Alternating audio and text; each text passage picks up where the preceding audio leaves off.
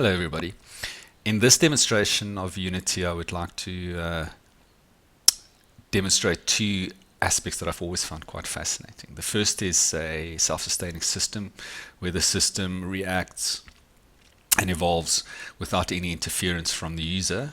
And the second is I wanted to have a system that all the objects exerts their own gravitational force on other objects. So as the simulation runs, you can see that I'm injecting mass, and I'm injecting about 40,000 objects into the simulation. The objects collide.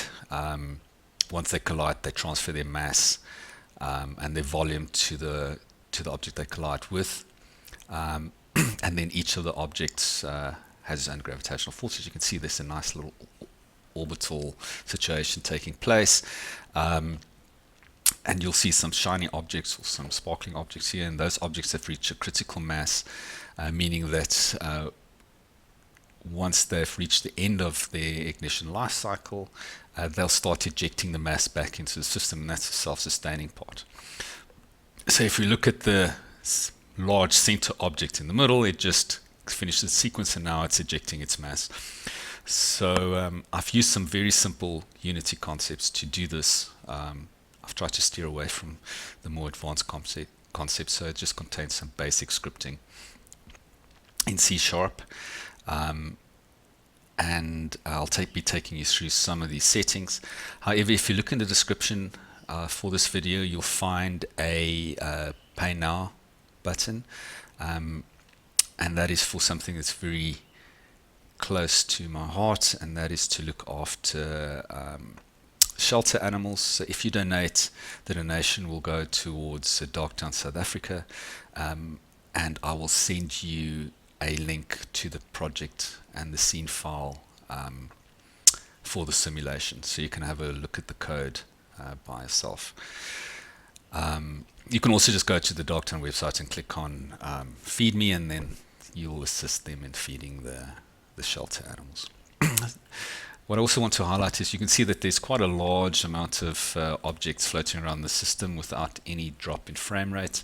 In a separate video, I'll show you some of the optimization that has been done at this point, just using basic concepts to enable all these objects to fly around and not affect the frame rate. So the first thing I'm going to show you is just that I have switched off gravity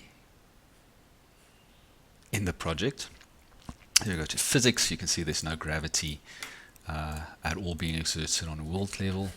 And if I go to time steps, you'll also see that time steps are the Unity standard time steps. So I haven't increased the time steps to increase the frame rate. It's all just basically internal optimization that has been done. So there is a drop in frame rate. If all these objects should now explode and start ejecting mass, you'll start to see a drop in frame rate. But I'll show you in a later video on how to overcome that drop in frame rate as well, while still keeping a large number of objects in the simulation. So I'm just going to pause it again. So just to show you that I've done